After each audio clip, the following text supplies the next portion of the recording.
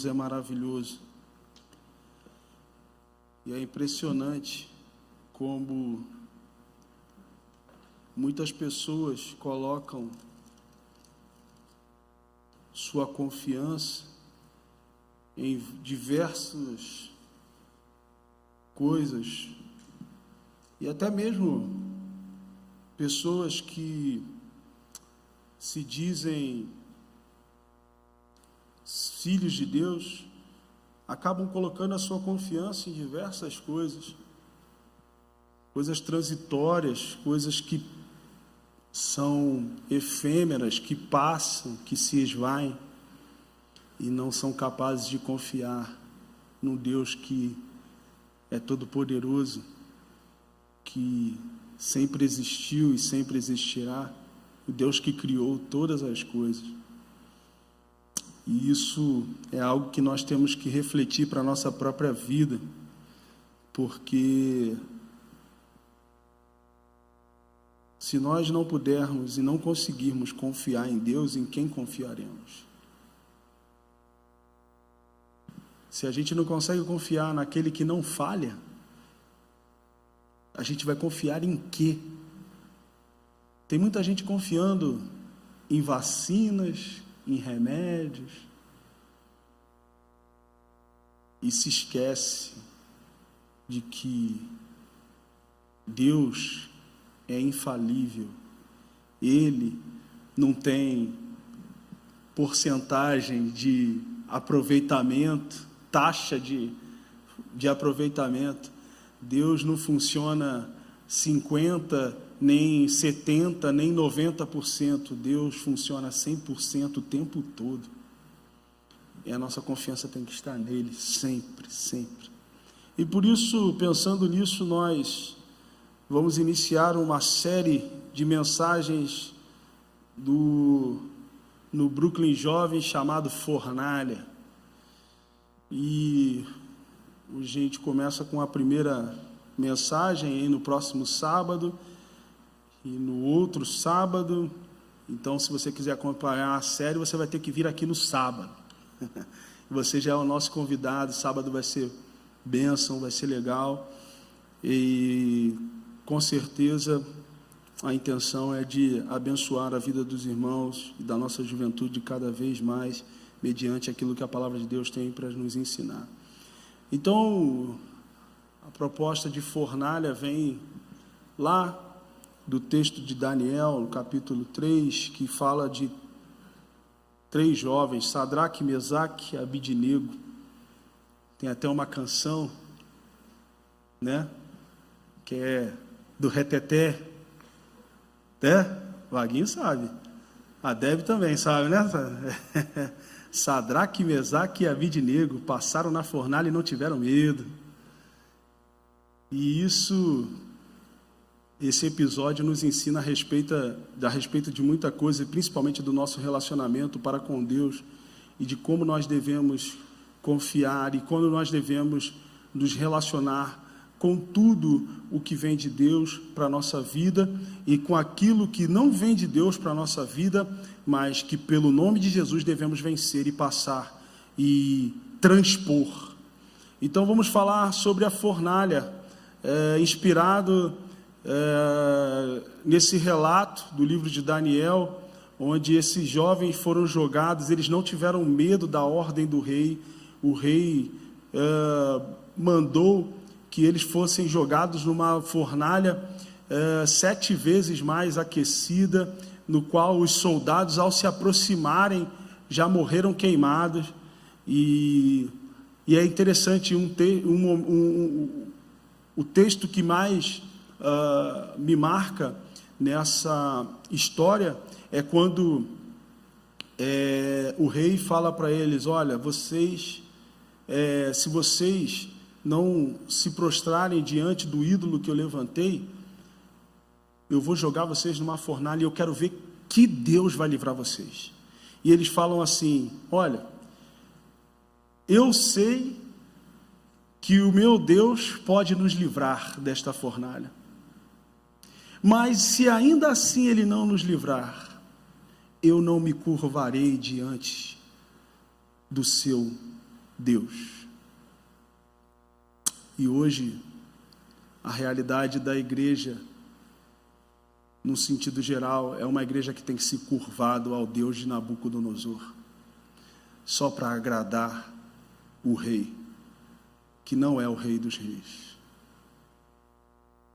E isso nos transporta a uma realidade de Atos, quando os apóstolos acabaram de ser soltos depois de serem presos, e eles foram advertidos para não continuarem pregando o Jesus que eles haviam falado, que eles vinham falando, e eles falam assim: a gente vai continuar pregando, porque importa mais agradar a Deus do que aos homens.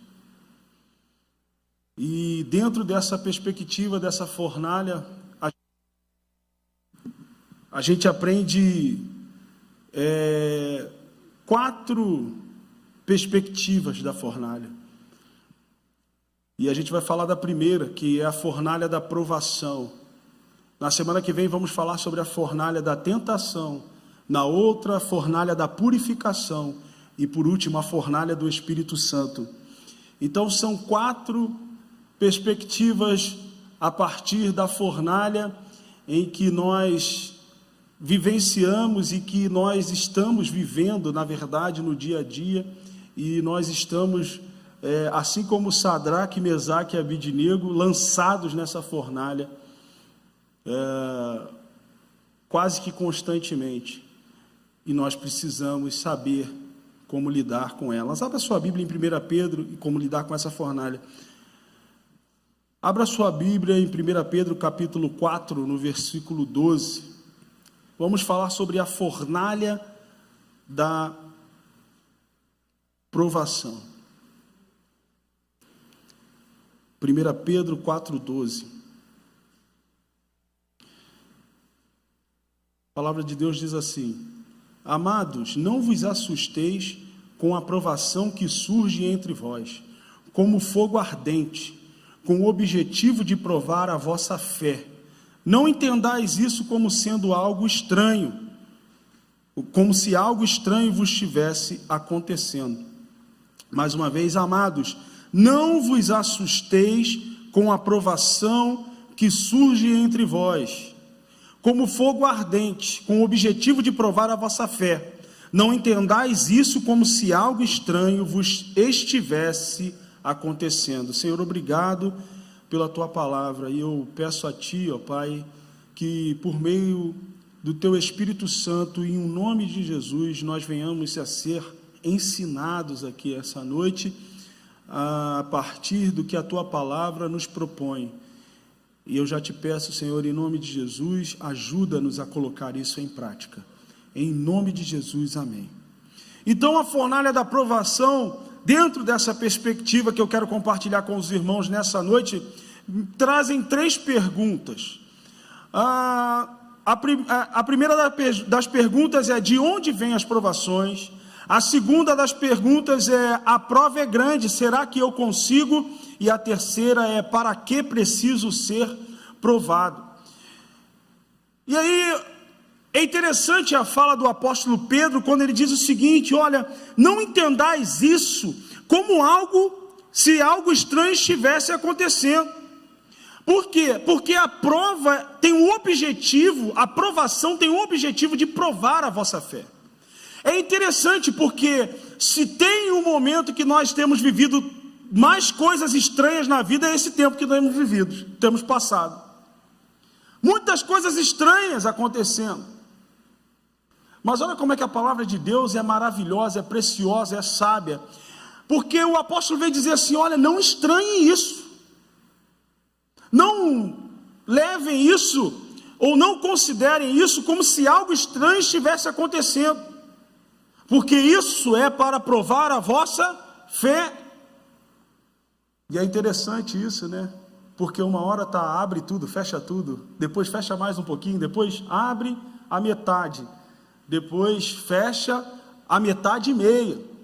E aí você fica lá vendo, e ontem lá na programação que a gente estava conversando com alguns pastores amigos, e eles estavam assim falando da realidade: olha, tem igreja aqui abre, tem umas igrejas que fecha, e fecham, e está um abre e fecha de igreja. Imagina, durante anos nos reunimos enquanto igreja, passando ali, domingo após domingo, quarta-feira após quarta-feira, aqui nos relacionando, vivenciando o amor de Cristo entre nós, e de repente, você chega num dia e fala assim, vou domingo para a igreja. Não, domingo não vai ter nenhum tipo de reunião presencial, a igreja vai ter que fechar as suas portas. Não é estranho?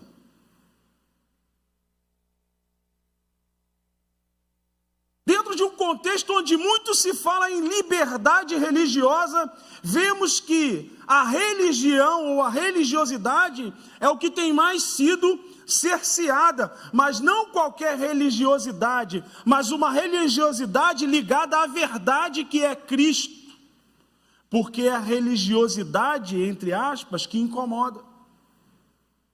Não é estranho isso? Ou só eu que estou achando isso estranho? Para vocês estão tudo normal? Não? Estou assustado agora, pastor, porque o pessoal está achando normal, fecha a igreja, né? Está estranho para vocês também, irmãos? Amém ou não amém? Amém? Misericórdia. Está muito estranho. Está parecendo um filme de Karate Kid, né? Põe casaco, tira casaco, põe casaco, tira casaco. Só que é interessante que nesse filme isso estava produzindo algo para a vida do menino lá, né? No aprendizado das artes marciais. Só que isso para a gente também está produzindo um aprendizado, mas um aprendizado relacionado à nossa fé. E é interessante que o pastor Carlos, desde o início da pandemia, e ele tem falado muito sobre isso, né? Isso é necessário para que os sinceros se manifestem, né? E é uma realidade. Mas Pedro, ele diz o seguinte, olha, não entendais isso como se algo estranho vos estivesse acontecendo. Não está acontecendo nada estranho com vocês. É Deus provando a nossa fé. Pastor, você está falando que Deus mandou uma pandemia só para provar a nossa fé? Não estou falando isso. Eu estou falando que Deus usa as circunstâncias para provar a nossa fé. Deus usa as circunstâncias do nosso cotidiano para provar a nossa fé.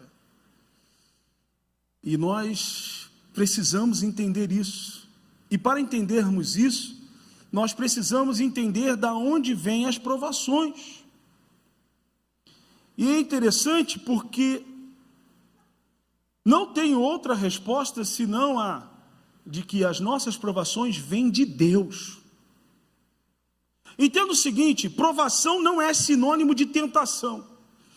Provação é diferente de tentação, porque os seus elementos e finalidades são totalmente opostos. A provação e a tentação têm elementos e finalidades diferentes, opostos entre si. Por isso que a provação vem de Deus.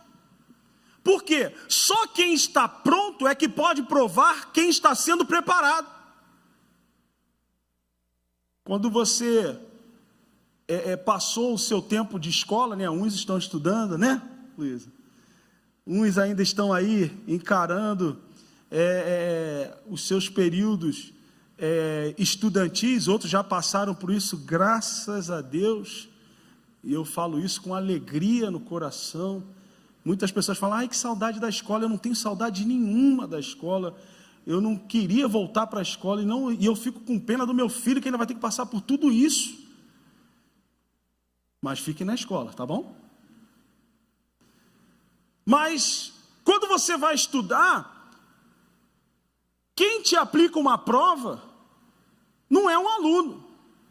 Quem te aplica uma prova é quem? Um professor. Por quê?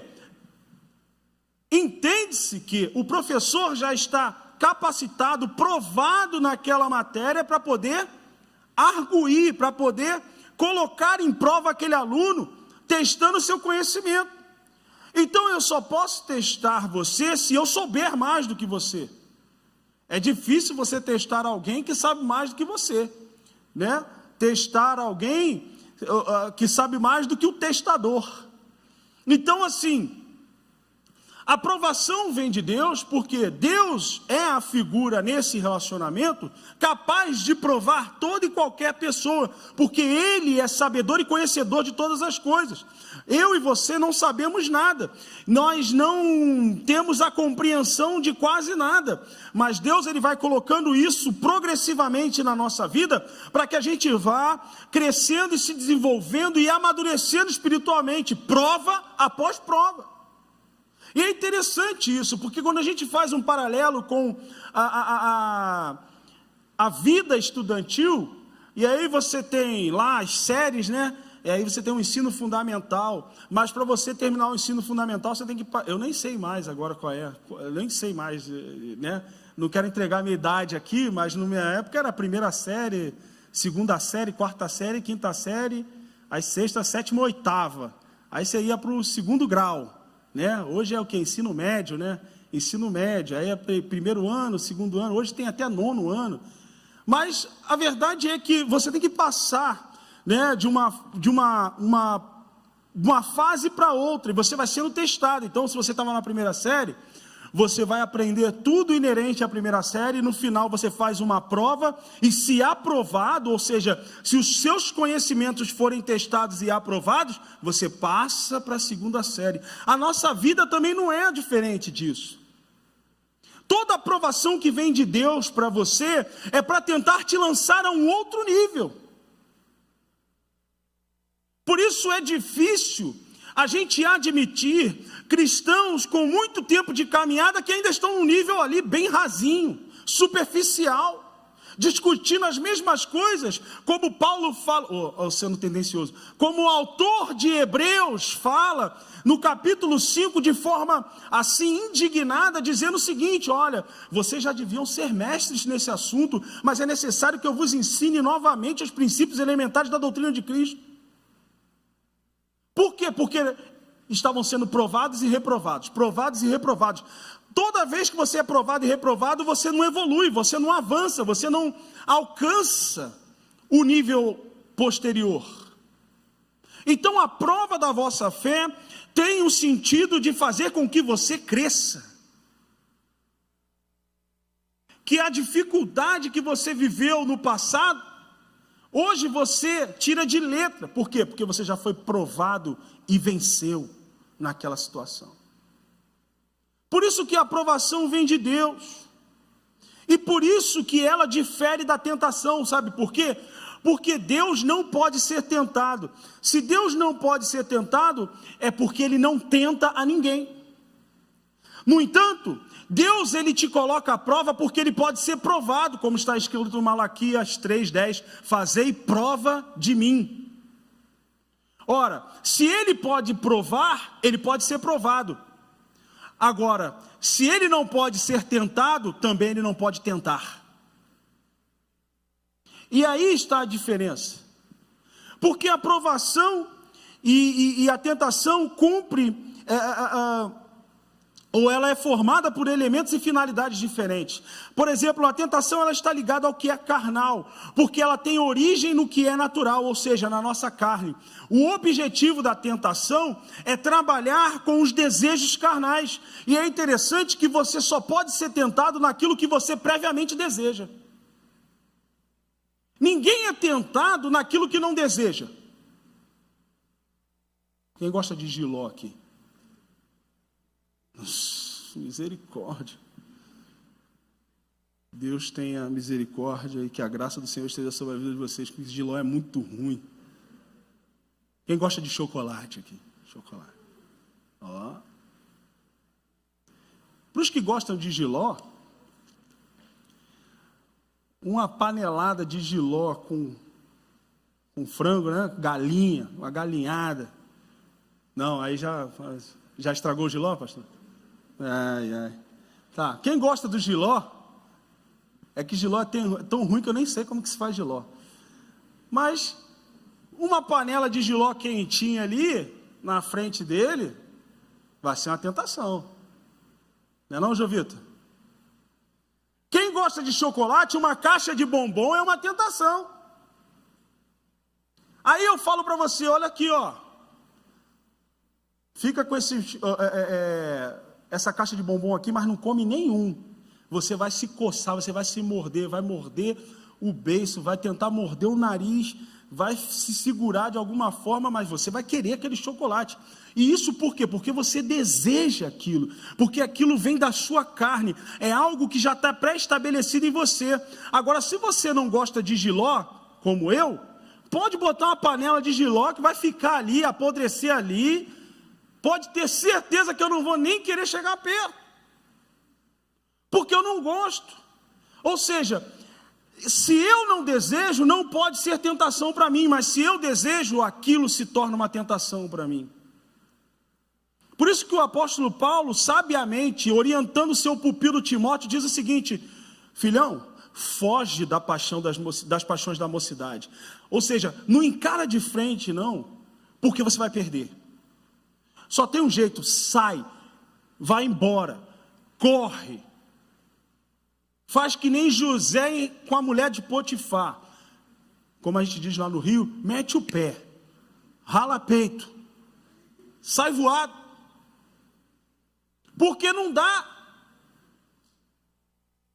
Porque o desejo já está ali pré-estabelecido, pré-configurado, para te levar a cair em tentação. Para te levar a pecar. E é interessante quando você faz o paralelo lá com Mateus capítulo 4, na tentação que Satanás faz em relação a Jesus, ele pega em aspectos inerentes ao ser humano, e ali ele externa a humanidade de Jesus. Ele fala: você está com fome? Quem não sente fome? Jesus, e aí não tem como dizer, Jesus era um ser iluminado. Não, Jesus foi 100% homem, porque só seres humanos sentem fome. Olha só onde o Satanás foi tentar Jesus, pela barriga, 40 dias de jejum. Está com fome? Porque a tentação ela é inerente à carne. Agora, a provação ela está ligada ao que é sobrenatural, porque ela tem origem no que é sobrenatural, ou seja, ela tem origem em Deus, ela tem origem no que é espiritual, e o objetivo é te levar a um outro nível, gerar um crescimento espiritual, gerar um amadurecimento espiritual, para que vocês não sejam mais como crianças, levados de um lado para o outro por todo e qualquer vento de doutrina, mas que a gente chegue, alcance a estatura de varonilidade perfeita. Ou seja, chegar à maturidade que se exige de um crente. Então, ele pode nos pôr à prova, porque nós podemos fazer o mesmo em relação a ele, como eu falei. E é isso que revela a natureza espiritual da prova, pois Deus é Espírito, João capítulo 4, versículo 24. Deus é Espírito. Dessa forma, ele jamais poderia ser tentado ou tentar pela carne, porque ele é Espírito. Ou seja, jamais uma provação poderia trabalhar dentro da esfera carnal, porque ela é algo que vem de um contexto espiritual para a nossa vida, e o propósito é bem definido: fazer com que você cresça espiritualmente, para que você tenha um espírito forte, para que o seu espírito sobreponha a sua carne, e você venha subjugar a sua carne, como o apóstolo Paulo fala: e eu trago em sujeição o meu próprio corpo. É maravilhoso demais, trazer em sujeição o próprio corpo. Em algumas versões vai falar assim: eu trago o meu próprio corpo escravizado. Sabe o que significa? É atingir a um nível de maturidade espiritual que toda tentação carnal será dominada por aquilo que é mais forte, ou seja, um espírito maduro, crescido, que nos leva a um outro nível. Mas precisamos ser provados dioturnamente. E aí vem a segunda questão. Primeiro vimos de onde vêm as provações, e as provações vêm de Deus, porque Deus pode provar, e as provações são espirituais, e Deus, sendo Espírito, Ele nos prova para que cresçamos espiritualmente. E aí o segundo questionamento é: a prova é grande, será que eu consigo? Será que você consegue? Já viu? A prova é grande, essa aqui, a prova é grande. Eu lembro isso de uma época, meu irmão trabalhava com negócio de transporte, né, esses transporte de compra pela internet, né? E uma vez ele voltando, e já estava ruim o negócio e tal, e aí ele voltando para casa, subindo uma serra lá que ia para a casa dele, a Grajaú Jacarepaguá, o carro dele falhou na subida, e era o instrumento de trabalho dele, né? Ele dependia do carro, e ele tentou 1, 2 vezes, aí teve que voltar, descendo de ré, uma avenida movimentada, numa serra, e aí foi escoltado lá pela Sete Rio, né, que organiza o trânsito, a engenharia de tráfego, e ele cheio de produtos na carroceria, e ele me ligando, eu falei assim, o que eu faço? Aí eu falei, não, vamos dar um jeito, vamos tentar. E ele, não consegui, vou ter que deixar o carro aqui, ir para casa de ônibus. E aí ele conseguiu deixar o carro lá parado, cheio de mercadoria, e a gente dorme preocupado, porque se roubam aquela mercadoria, é ele que tem que dar conta, e era celular, notebook, e deixar o carro no meio da rua, uma Fiorino, uma tranca meia boca lá, e deixou, e era uma época no Rio que o pessoal estava roubando esses carros direto, era Fiorino branco, o pessoal estava abordando. E aí já foi tenso. Aí quando ele conseguiu, chegou lá domingo de manhã, o carro estava intacto, domingo de manhã, no outro dia de manhã o carro estava intacto. Aí levou já passando por essa questão, aí levou um rapaz que era conhecido dele, amigo dele, para o cara consertar o carro, que o motor de arranque estava com problema. Ali ele conseguiu subir só para chegar em casa e ir direto para o mecânico, né, para poder resolver o problema. E aí o cara foi lá, desceu, aí resolveu, conseguiu ligar o carro, aí subiu, foi embora, e ele foi acompanhando atrás, chegou lá em cima, o cara que foi consertar o carro dele bateu na traseira dele. Aí amassa a porta. Já tinha que resolver o problema mecânico, agora a porta estava toda amassada, e o cara que foi consertar, estava sem documentação do carro, aí ele teve que sair, ir embora, deixou meu irmão lá sozinho, aí eu fui lá ajudar ele, reboquei o carro, uma coisa atrás da outra. E aí você fala assim, a prova está grande. A prova está grande. Você já passou por isso? Tudo começa a dar errado. Tudo começa a dar errado, e começa uma coisa atrás da outra, começa uma coisa. Aí você fala, nossa, a prova está grande. Será que eu consigo? Olha o que Paulo fala em 2 Coríntios capítulo 3, versículo 5. Não que possamos reivindicar qualquer coisa com base em nossos próprios méritos, mas a nossa capacidade vem de Deus. A prova está grande, será que você consegue? Consegue, porque se a prova vem de Deus, é Ele que também te capacita para passar pela prova. Assim como um professor ou um treinador prepara o seu atleta para vencer aquela prova, para poder passar por aquela prova, por aquele teste, Deus nos capacita para a prova que Ele mesmo aplica. E é impressionante, porque por mais difícil que seja, não tem como dar errado, porque quem está aplicando a prova é o mesmo que te ensinou a passar por ela. Então Deus, em todos os momentos, Ele está te ensinando. E é interessante, na minha época de faculdade de Direito, os meus colegas ficavam para morrer comigo, né? Eu era um aluno, vou confessar o pecado aqui, não era um aluno muito exemplar, assim, no sentido de, tem tudo anotadinho, anota tudo, o pastor não, o professor fala, eu era um pouquinho relaxado. E aí o pessoal falava assim, cara, mas não é possível, você cola na prova. Eu falei, não, eu não colo, isso, viu? Isso aí eu não faço, nunca fiz, graças a Deus, não precisava. Até porque quando você começava a preparar a cola, você acabava estudando, né? Então, você acabava sabendo. Mas, E aí eu fazia a prova e eu tirava notas boas, e o pessoal falou assim, mas você não anota as coisas, como é que você consegue? Eu falei, eu presto atenção. E mas também eu sentava na sala de aula, e eu absorvia tudo que o professor estava falando, e eu ficava prestando atenção em tudo.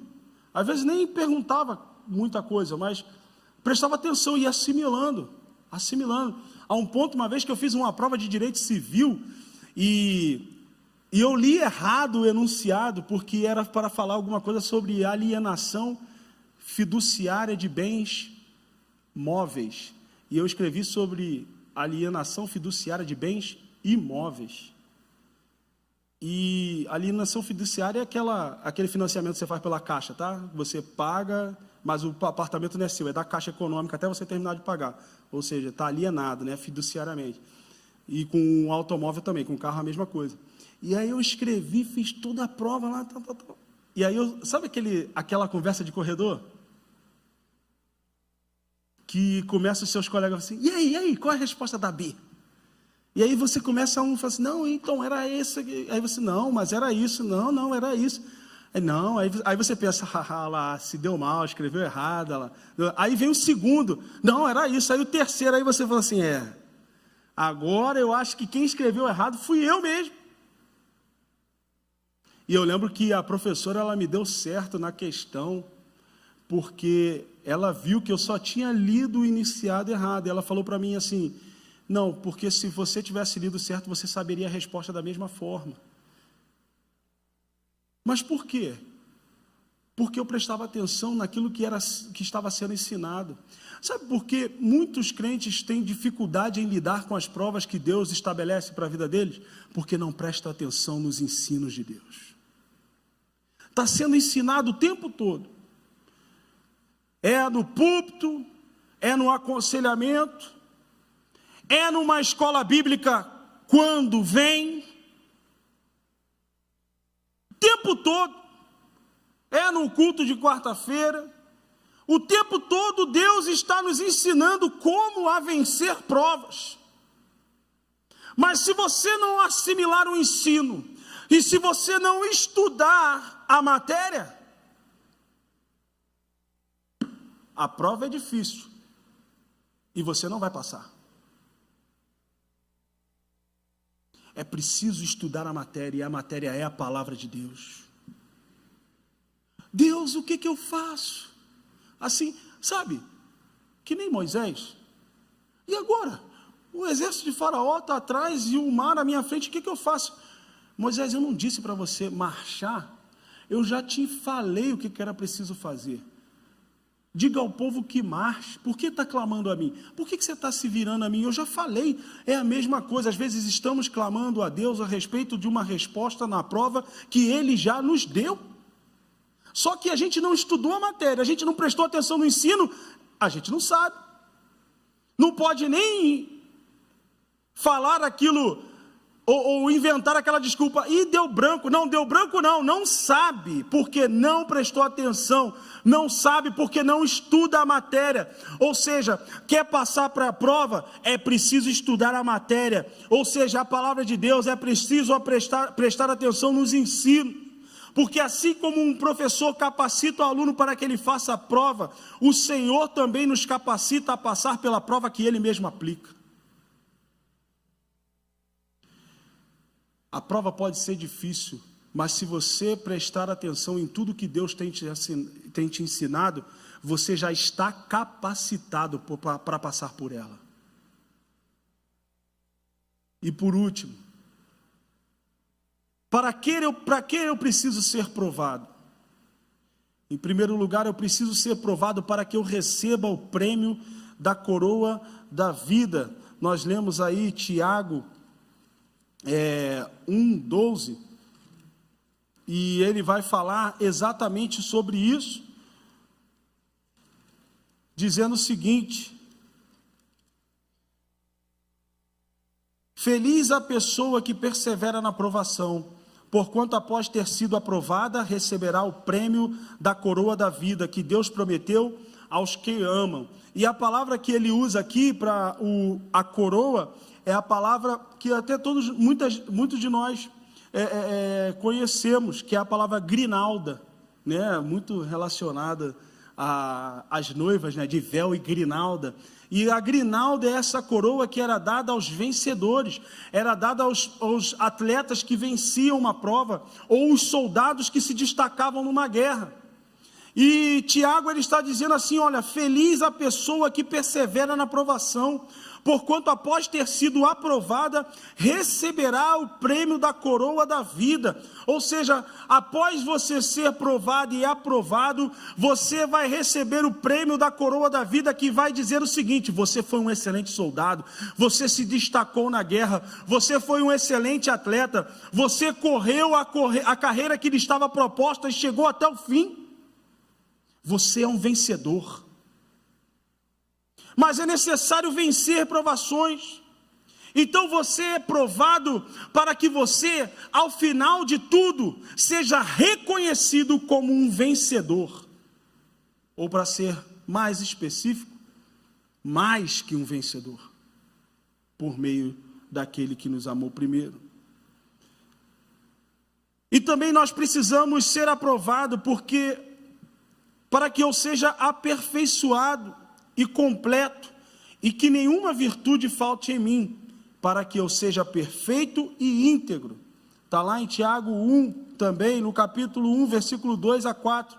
Meus amados irmãos, considerai motivo de júbilo o fato de passardes por diversas provações, porquanto sabeis que a prova da vossa fé produz ainda mais perseverança, e a perseverança deve ter plena ação, a fim de que sejais aperfeiçoados e completos, sem que vos falte virtude alguma. Ou seja, você está sendo provado, ou é provado, para que não lhe falte nenhuma virtude, para que você seja perfeito e íntegro, seja completo e íntegro. E às vezes falta muito isso dentro da nossa realidade. Quantos cristãos a gente pode dizer assim, olha, é íntegro, correto? Pelo contrário, a imagem que se passa aí de fora é de algo oposto a isso. Eu já contei isso para vocês aqui, que quando eu cheguei em Belo Horizonte, fui alugar uma casa, um apartamento, o senhor lá falou que ele não alugava casa nem para baiano e nem para evangélico. Porque na perspectiva dele eram duas classes de pessoas que não eram confiáveis. Porque alguém decepcionou esse homem em determinado ponto na vida dele, a partir da sua falta de integridade. E graças a Deus, que quando eu fui entregar o meu apartamento, já não era mais ele, mas o filho, porque ele havia morrido, o filho dele falou assim, poxa, você vai voltar para o Rio? Eu falei, vou voltar, porque eu preciso. Tem certeza? Eu falei, tenho. Poxa, você vai entregar o apartamento? A proprietária pediu para eu falar com você, para você ficar. Eu falei, mas por que não? Porque é tudo certinho, o aluguel é sempre no dia, não tem nenhum problema, vocês não dão dor de cabeça. Então, poxa, você é um inquilino que todo proprietário queria ter. Então ela perguntou, a questão do aluguel, está caro? Eu falei, não, é porque eu preciso voltar. E aí não tem como explicar para aqueles que não são de Deus a questão do chamado de Deus e direção de Deus para a nossa vida, que eles não vão entender. Você não pode chegar e falar assim, não, eu tenho que ir porque Deus mandou eu ir. Né? O cara vai falar, você é doido? Mas a integridade que nós carregamos a partir... E olha que eu passei, foi prova lá, hein? Mas essa prova que eu passei, nesse período, gerou a partir da minha vida e da vida da Natália, um contexto de integridade, que referenciou como um testemunho vivo daquilo que Cristo representa para a vida das pessoas, ao ponto daquele homem falar assim, por favor, fiquem. E não foi só ele, também o dono lá da escola que eu dava aula de vigilância patrimonial lá, ele pediu, ele falou assim, não vai, eu dou um curso para você, o curso é seu, que era um curso de bombeiro civil, você monta o curso, O que entrar é seu do curso. Eu falei, não, mas eu preciso ir. E ele ainda falou para mim, você vai voltar para o Rio, você vai se arrepender e vai querer voltar para Belo Horizonte. Eu falei, eu não vou me arrepender porque eu estou seguindo uma direção do qual não há arrependimento.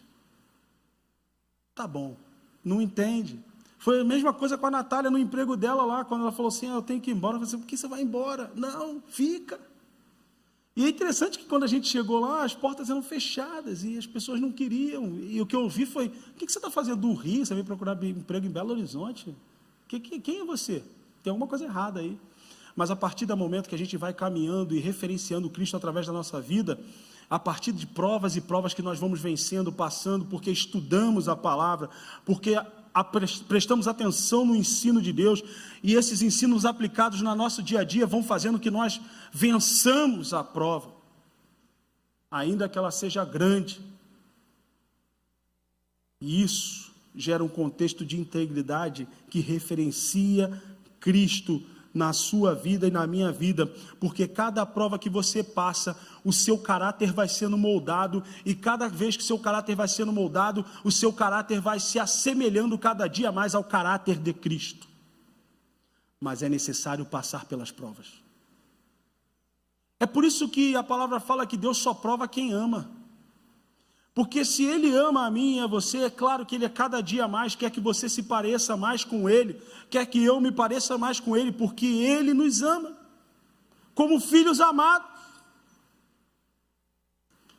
Então não estranhe. Passar pela prova não é algo estranho, é algo necessário, para que produza crescimento, para que desenvolva a nossa maturidade espiritual, e assim a gente vem a experimentar coisas maravilhosas da parte de Deus para a nossa vida. A prova é grande, eu preciso ser provado, e nós vamos vencer essa prova a cada dia, a cada momento. E aí nós precisamos ter essa consciência. Como eu disse, a prova não é ser tentado. Provação é provação, tentação é tentação. E nós precisamos ter isso em mente, porque a provação vem de Deus para a nossa vida e o desenvolvimento e crescimento dela. E a tentação é algo gerado a partir da nossa própria carne e aproveitado por Satanás para nos destruir por completo. A provação te aproxima de Deus. A tentação te afasta de Deus. Então, amados, não vos assusteis com a provação que surge entre vós, como fogo ardente. A fornalha está acesa, está aquecida, mas fique tranquilo, você vai passar pelo fogo, vai passar pela prova, a sua fé será testada, e cada dia mais e cada vez mais, você vai ter o seu caráter aprovado, provado e assemelhado ao caráter de Cristo. E nós precisamos vivenciar isso na nossa vida, para que efetivamente a gente venha experimentar as maravilhas que Deus tem para nós. 1 Tessalonicenses capítulo 2, versículo 4. Mas como fomos aprovados de Deus para que o Evangelho nos fosse confiado, assim falamos, não como para agradar aos homens, mas a Deus, que prova os nossos corações. E Salmos 11, 5. O Senhor prova o justo, porém ao ímpio e ao que ama a violência, odeia a sua alma. Está sendo provado? É porque você é justo, justificado. Está sendo provado? É porque Deus te ama. Está sendo provado? é porque Ele deseja que o seu caráter se assemelhe cada vez mais ao caráter dele. Está sendo provado? É porque Ele tem te ensinado coisas, é porque Ele tem te ensinado a vencer essas etapas. Está sendo provado? É porque Deus quer você num outro nível, num nível posterior a esse que você está, porque Ele precisa de você cada vez mais em outras etapas e cada vez mais como um instrumento mais efetivo na sua obra. Por isso todos nós somos provados, porque precisamos amadurecer, crescer espiritualmente e nos fortalecer como servos de Deus, filhos do Deus Altíssimo e representantes do reino de Deus na terra. Que Deus abençoe a sua vida e que você não encare essa fornalha como algo ruim, porque assim como Sadraque, Mesaque e Abidnego estavam naquela fornalha, você também está numa fornalha constante, mas o quarto homem está contigo também.